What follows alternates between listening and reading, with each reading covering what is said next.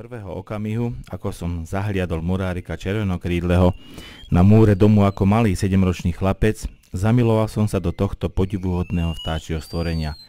V tom momente sa moje srdce naplnilo nekonečnou láskou k operenému skvostu vápencových skál a azúrového neba. Bola to láska na prvý pohľad a zamilovanie na celý život. Murárik ma očaril svojim vzhľadom, ladnosťou pohybu, prítulnosťou, tajúplnosťou. Obzvlášť ma fascinuje aj svojská posunková reč, pomocou ktorej sa tento zvláštny vtáčí druh dorozumieva. Keďže skalné prostredie, ktoré Murárik červenokrídly obýva, sa vyznačuje vysokou hlučnosťou spôsobenou vetrom a horskými riavami, hlas a spev hrajú u tohto operenca podradnú rolu. Tento u väčšiny operencov najdôležitejší dorozumievací prostriedok nahradil Murárik špecifickými pohybmi krídel, ktorými jedinec vyjadruje svoju náladu.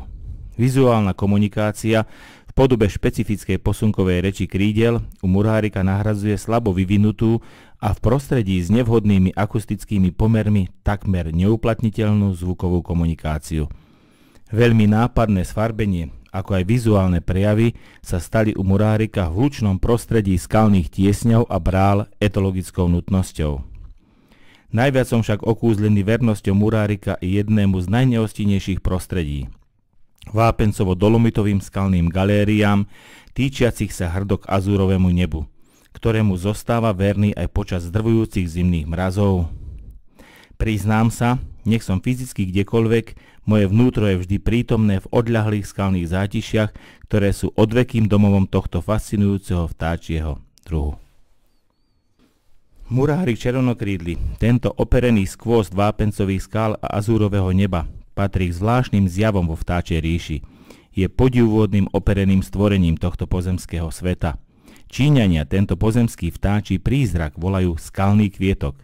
U nás na Slovensku ho ľudia v horách nazývajú operený motýl. Kto raz na vlastné oči zahliadne tohto nebeského anielika s karmínovými krídlami, nikdy na stretnutie s týmto podivuhodným božím poslom nezabudne. V letku žiari na krídlach Murárika nie len v odbleskoch slnka nádherne fluoreskujúca karmínová červeň, ale aj 16 až 20 bielých oválnych škvrn na ručných letkách. Pre mňa je tento operenec maľovánkovo krásny, a tak nečudo, že som si ho vymaľovával vo všetkých zošitoch, ba i knihách v škole, za čo som bol patrične a, pravdu povediac, právom učiteľmi karhaný. Veď ktorý učiteľ by strpel, keby mu žiak na hodine, ktorá nesúvisí s prírodopisom alebo biológiou, kreslil do zošita nejakého podivného vtáčika, a to každú jednu vyučovaciu hodinu. Za život som nakreslil tisícky kresieb Murárika. Murárik je však o trošičku maľovánkovejší ako hluchaň, ktorého tiež mám rád, a preto si ho kreslím častejšie. Svoju totožnosť preukazujeme identifikačnými dokladmi, občianskym preukazom, prípadne pasov. Mojou identifikačnou kartou je emblém, diadém, peňaženka s nálepkou Murárika, tričko s kresbou tohto operenca, kabát s nášivkami tohto môjho miláčika.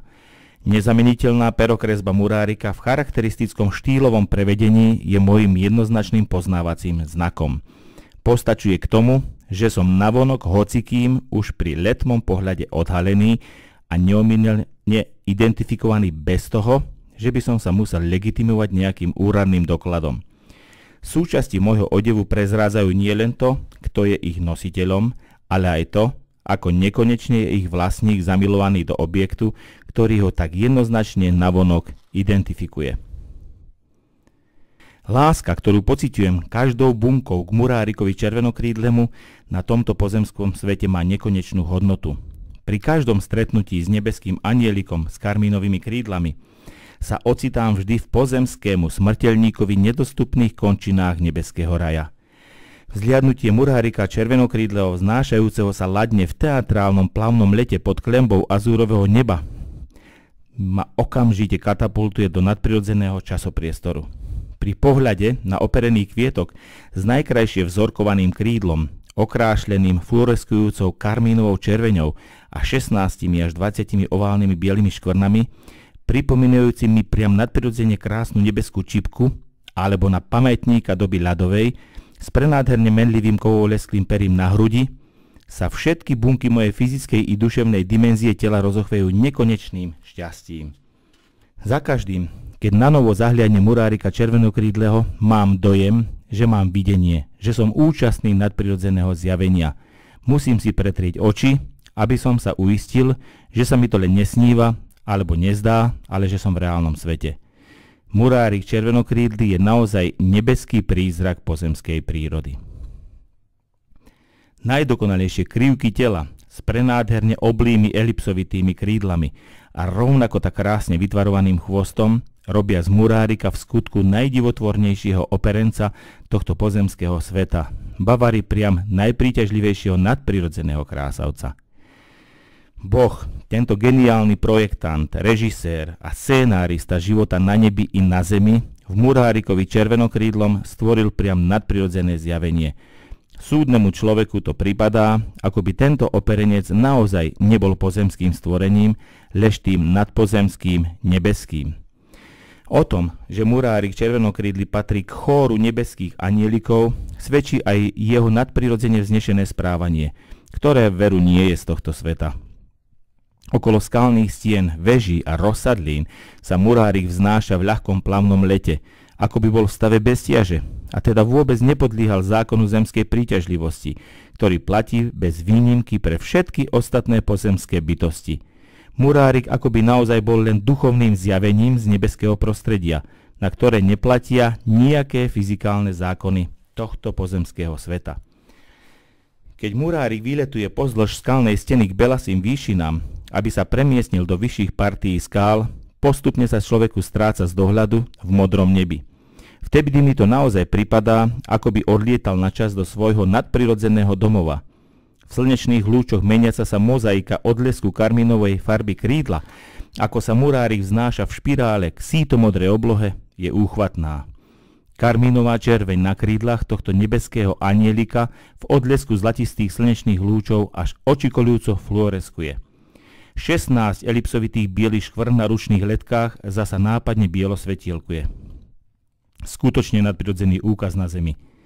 V pozoruhodne pravidelnom špirálovito zatočenom pohybe stúpa Murárik vyššie a vyššie, až sa postupne stráca v nekonečnej diaľave modrej oblohy. Murárik Červenokrídly je operenec s najkrajšou choreografiou zásnubného dvorenia vo vtáčej ríši tohto pozemského sveta.